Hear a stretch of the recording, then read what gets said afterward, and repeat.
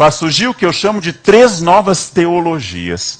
3 teologias no sentido de que são 3 experiências que tentam sair do material para o abstrato e propõem uma leitura universalizante da história. Isso é uma teologia. São 3 teologias que talvez vocês nunca tenham visto classificadas como teologias. A primeira das teologias contemporâneas que responde a este novo homem é a autoajuda. Eu insisto e digo sempre, a gente chama-se autoajuda, porque ajuda a quem escreve o livro. Por isso que é autoajuda. Não ajuda mais ninguém além de quem escreve. Quem escreve ganha dinheiro, logo é autoajuda. Senão seria ajuda social, coletiva ou alheia, né? A autoajuda tem 2 dogmas teológicos. Se você não se amar, ninguém vai lhe amar. E segundo, o que você pensa acontece. É uma teologia vaidosa, porque nos torna deuses, demiurgos. O que eu penso, acontece.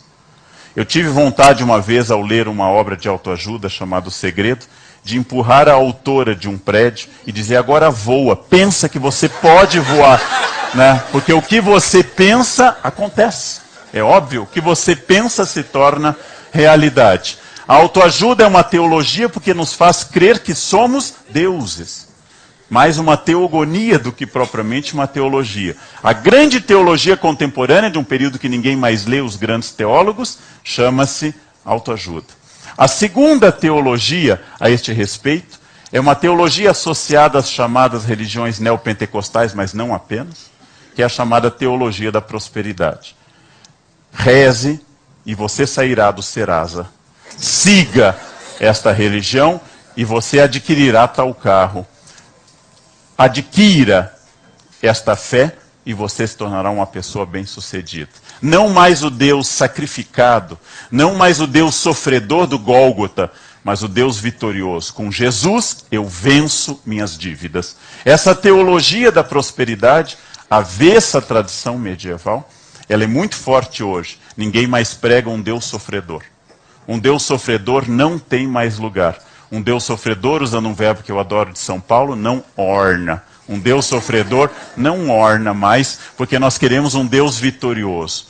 Um Cristo na cruz, chicoteado, um Cristo no deserto, não é mais um modelo para as pessoas. É um Cristo vitorioso que vai vencer o que me atrapalha no êxito, inclusive material. Família feliz, saúde perfeita e bens materiais são obtidos através da fé. É uma teologia da prosperidade que hoje faz sucesso não apenas no cristianismo, mas em várias religiões. E uma terceira teologia, fora a autoajuda e a teologia da prosperidade, é talvez a mais sólida de todas. É hoje a fórmula que todas as pessoas usam para entender que o sucesso é um destino. Essa terceira teologia chama-se empreendedorismo. Hoje, empreendedorismo é a pedra de toque de todas as pessoas, especialmente do mercado, para entenderem que sucesso e fracasso só pode existir se você não tiver ou não conseguir controlar seu empreendedorismo. Empreendedorismo é a chave do futuro. Empreendedorismo é tudo. Eu vou demonstrar a vocês que a ideia de empreendedorismo, nascido numa divisão tipicamente norte-americana entre winners e losers, a ideia de empreendedorismo é a das ideias teológicas a mais insidiosa, porque traz para dentro de mim a censura.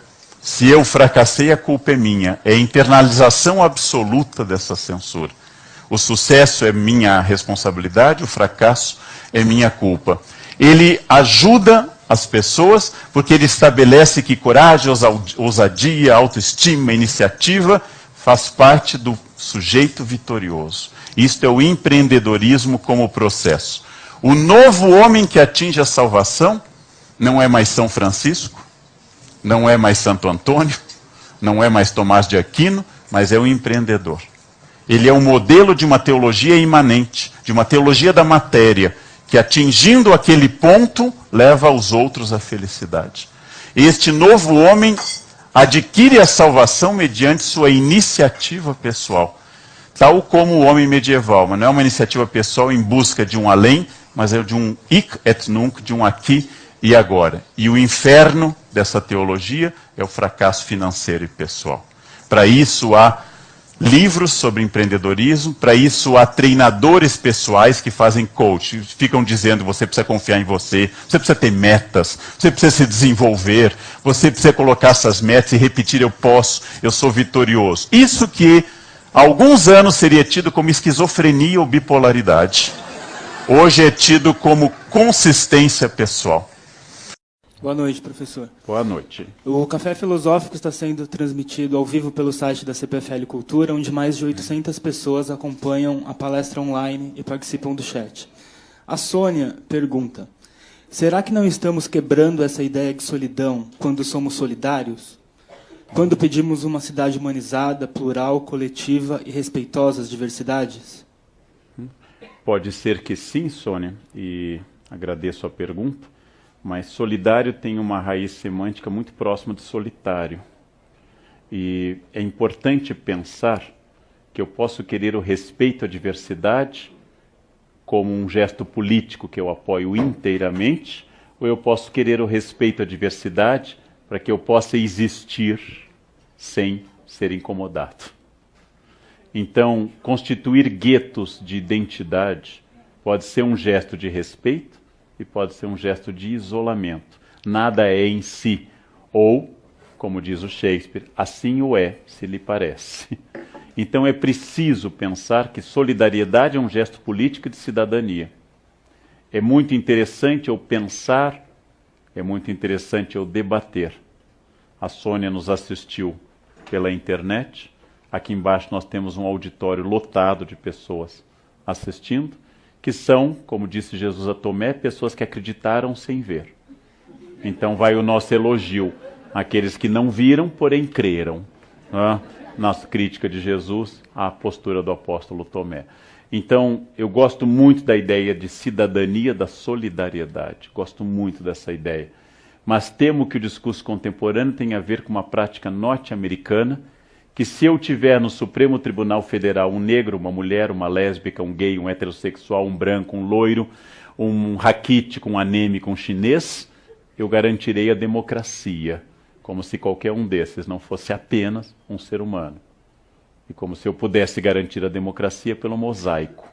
Ou seja, de que claro que a representatividade da individualidade e da especificidade é fundamental. Mas a solução também pode esconder uma vontade, que cada um seja o que quiser à vontade, sem precisar negociar com ninguém. Esta diferença, que eu acho que isso é muito mais contemporâneo e forte hoje. Outra questão? Eu gostaria de perguntar se você acha que a tomada de consciência do Hamlet faz com que ele perca o medo da morte, e se você acha que a nossa sociedade se esquece um pouquinho desse fato, que nós vamos morrer. A pergunta objetiva seria por que ter medo do que é inevitável? Como eu não posso ter medo do pôr do sol, eu não posso ter medo da morte. Não adianta eu dizer, acho que amanhã o sol vai nascer. Eu não posso ter medo daquilo que, independente da minha vontade, vai ocorrer. Então, a morte é absolutamente estranho, o medo da morte. As pessoas chegam a um grau do eu que, como diz num belíssimo livro Boris Fausto, O Brilho do Bronze, ele fala de um amigo que disse, eu não acredito em Deus, mas se houver algo eu volto para lhe dizer. Ou seja, talvez não exista um Deus, mas o meu eu existe, e ele vai sobreviver na eternidade, e vai voltar. É uma crença de que o meu eu é mais forte até do que Deus.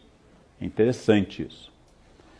Eu acho que o medo da morte tem uma resposta religiosa clássica, e o medo da morte é negado na nossa cultura, mas na verdade nós não pensamos que nós possamos ser mortais. O fato de que cada vez mais nós queremos prolongar a juventude é um momento histórico muito específico. Ou seja, o fato de que a velhice seja tida como um defeito e não como um estágio apenas da existência, é um fato muito contemporâneo, desde a ascensão da juventude a partir da década de 60 do século XX.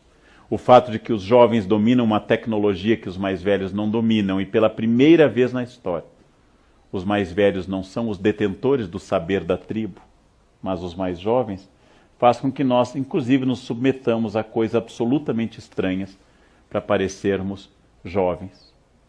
Eu tenho colegas da minha faixa etária e alguém os chama de senhores. Ai, vai parecer que eu sou velho. É sempre uma questão de comparação. Se eu vou me comparar com uma planária ou com a pirâmide de Quéops, para saber se eu sou velho ou se eu sou jovem.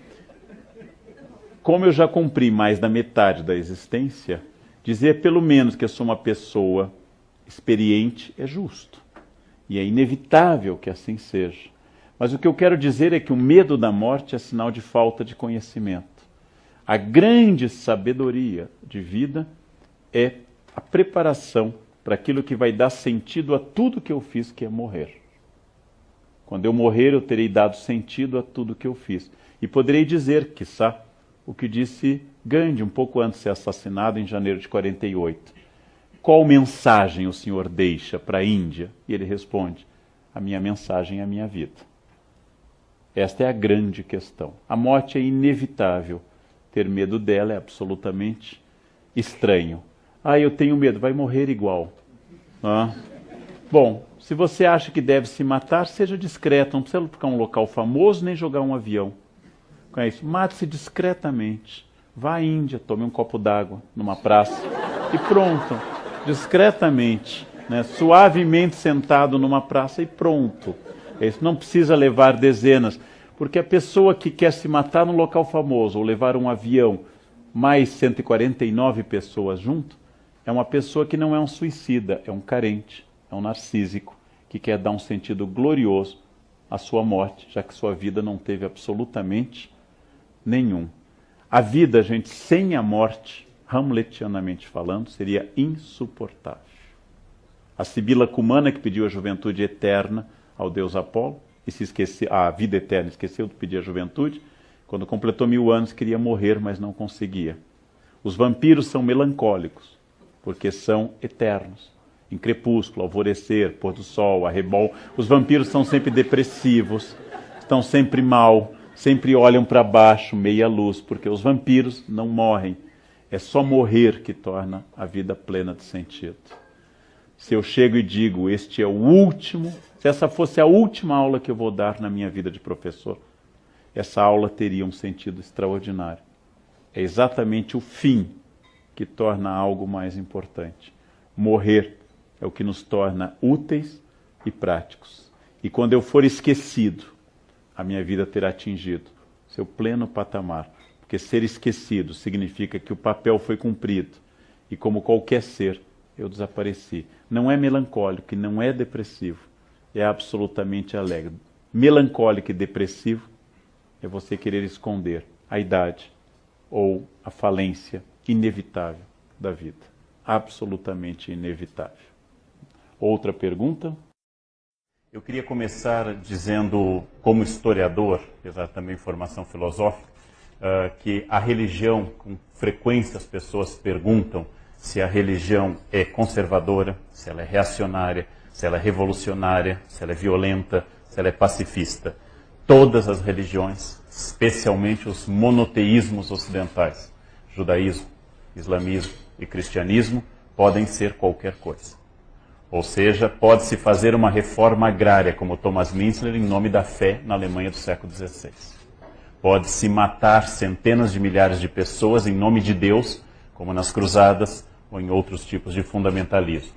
Pode-se promover um pacifismo ao estilo São Francisco, We Are the World e coisas do gênero, em nome da religião. O PT nasceu em sacristia de igreja. O pensamento reacionário brasileiro deve muito à Igreja Católica também. Ou seja, absolutamente tudo pode caber em todos os aspectos da religião. A religião não é um campo fechado. A religião é um campo aberto, que os especialistas chamam de polissêmico, ou seja, com muitos significados. A religião possibilita que se faça absolutamente tudo. Daí a minha discordância, por exemplo, de um livro recente que eu li, chamado The God Delusion, e que o autor, o autor tratando do ateísmo que ele milita, ele chega e diz, imagine um mundo sem guerras, imagine um mundo sem atritos, imagine um mundo sem Deus. Esse mundo é possível, basta eliminar a religião. Qual é a minha discordância de historiador? Há muitos atritos hoje baseados no princípio religioso. mas algumas das maiores violências do século XX foram feitas em países onde o ateísmo era o regime oficial, como China e União Soviética. Na China, a última biógrafa de Mao atribui 70 milhões de mortes à ação revolucionária de Mao Zedong. O que significa isso? Num país ateu, oficialmente sem religião, abolindo os princípios religiosos, mataram-se dezenas de milhões de pessoas.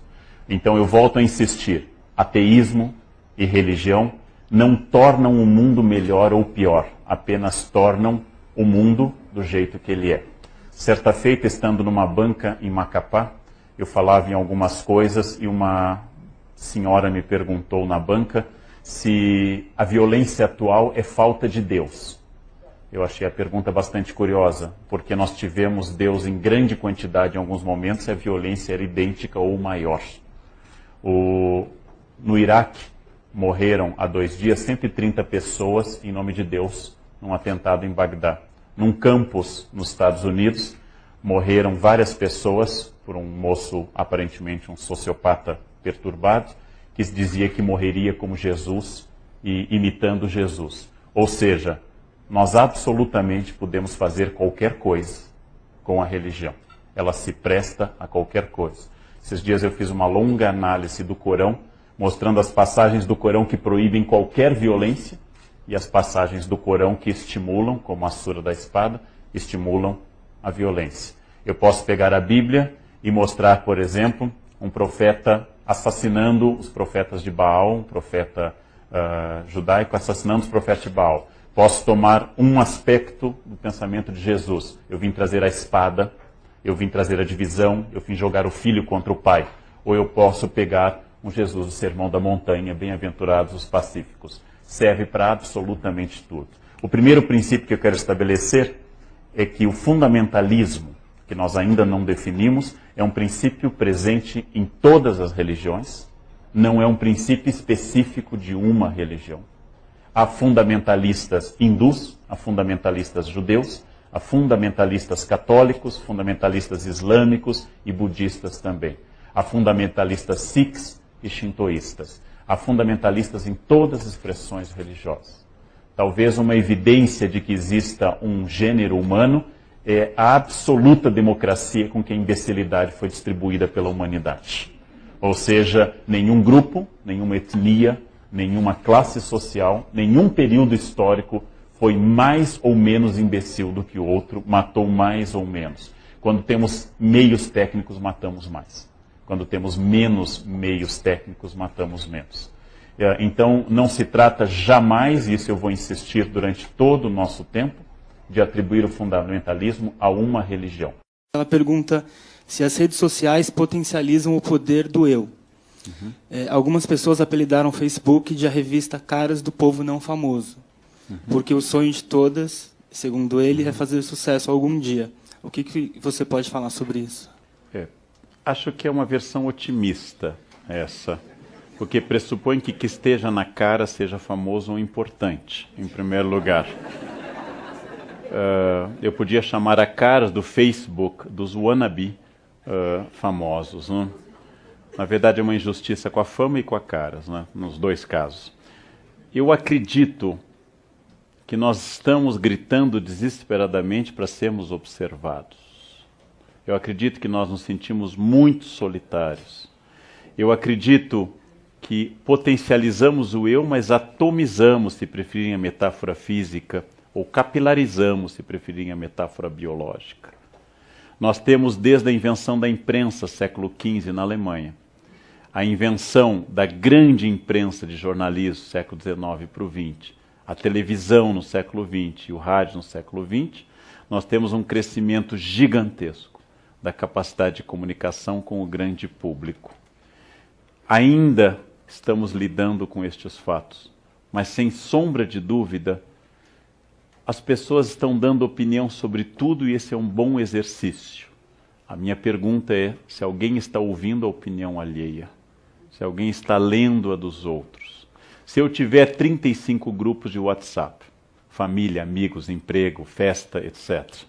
Se eu tiver 3 contas de Instagram, se eu tiver 4 perfis no Face, inclusive um fake para sacanagem, se eu tiver tudo isso, quem que eu estou lendo de fato, se todo o meu tempo é consumido pela atualização dessas questões?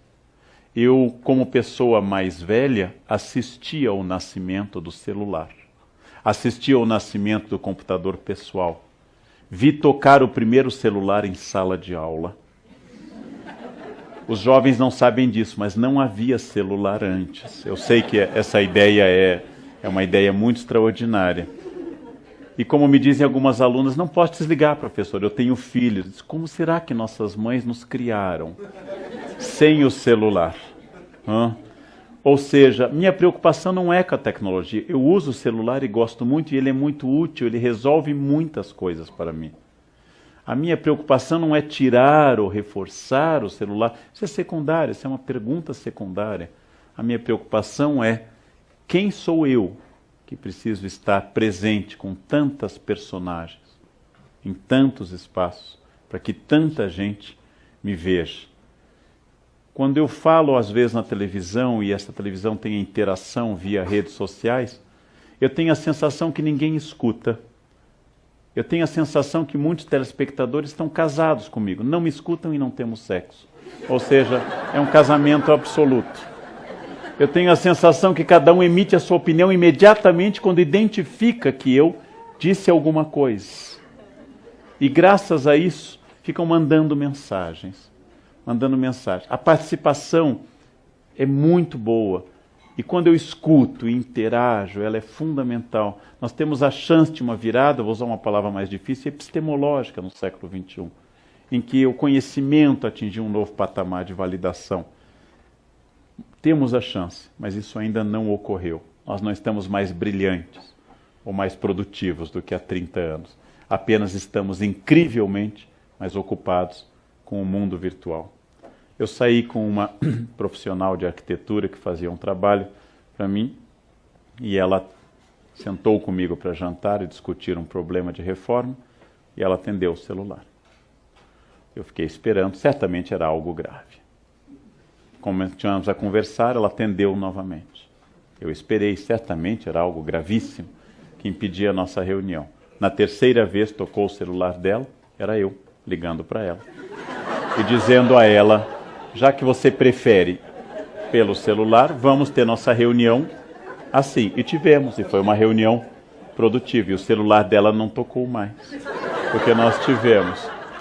É uma questão de escolha. Me preocupa que a realidade virtual se sobrepõe à realidade real. Me preocupa isso, mas é provável uma preocupação de idade, não seja uma preocupação de crianças ou jovens, que isto vá passar. Me preocupa que realmente a fala reflexiva, que é o tom da fala do Hamlet, tenha desaparecido e a fala informativa esteja dominando. Como diz num filme sobre a dificuldade de Shakespeare, o problema de Shakespeare é que ele nunca diz vai dali para lá. Shakespeare diz: toma das asas de Mercúrio e passa deste ponto àquele outro onde o sol se põe. As metáforas, as interpolações, os adjuntos, os apostos, os vocativos shakespearianos tornam complicada a frase reflexiva, porque a frase reflexiva pressupõe pensar no que eu estou dizendo. E quando eu penso no que eu estou dizendo, curiosamente, eu digo menos, porque é muito mais significativo. Quando eu não penso no que eu estou dizendo, eu digo mais coisas, porque elas perderam o sabor e se tornam como num quilo. Apesar do restaurante por quilo ser uma maravilha, que reduziu todos os alimentos ao mesmo sabor. O chuchu, a vitela, o purê, o milho, a alface, todos têm o mesmo gosto. E se não tem as 11 quando são colocadas as 3, certamente tem o mesmo sabor, as pessoas põem um pouco de cada, como se fizesse qualquer diferença. O frango, o peixe ou a carne, e escolhem a ervilha, como quem escolhe pérolas, uma por uma, e colocam delicadamente no seu prato. E eu fico pensando, é tão sem graça essa comida, que eu tenho que ter muito cuidado ao comer, para me sentir comendo alguma coisa. Ou seja, quando eu não tenho sabor nas coisas que eu vivo e faço, eu multiplico as coisas que eu vivo e faço. E falo mais, e saio mais, e faço mais festas, e tenho mais amigos, e viajo mais, e não paro de viajar, porque como eu não consigo estar comigo, eu quero estar em todos os lugares do mundo, porque eu não tolero estar na minha casa, ou pensativo. Então eu tenho que estar no estresse do aeroporto, ir visitando. Você foi à Argentina? Fui, já fui a Buenos Aires, já fui a Córdoba, mas você conhece Salta? Ai, Salta eu não conheço, então vamos a Salta neste momento. Agora eu fui a Salta. E a Patagônia? Você conhece a Patagônia? Não. E Mar del Plata? Ou seja, é uma vida para rodar, rodar, rodar, até que eu fique tão tonto que eu perca a consciência de mim mesmo. Por isso que nós viajamos mais do que jamais viajamos no passado, porque nós não estamos vendo mais nada. E batemos fotos que vão para o computador e não vão ser vistas por ninguém. Ou vão ser enviadas para 10 mil pessoas que não vão ver, ou vão ter inveja de eu estar viajando e vão responder apenas kkkk. Ou seja, este é o vazio que o Hamlet estranharia, já que o Hamlet faz toda a peça dele, a mais reduzida de todas, num único espaço da corte, num único espaço de Elsinore, em salas do palácio. E dali apenas eles falam de uma viagem à Inglaterra de navio e falam de uma ida a Heidelberg, uma ida a Paris, mas toda a peça se passa ali, porque a casca de nós do Hamlet é suficiente, reinado, é suficiente para ele. Outra questão? Carnal, aí temos muitas manifestações ainda sobre em relação à reportagem anterior da bancada religiosa lá dentro da Câmara. O André está perguntando aqui, pelo WhatsApp, se a Bíblia é um livro político.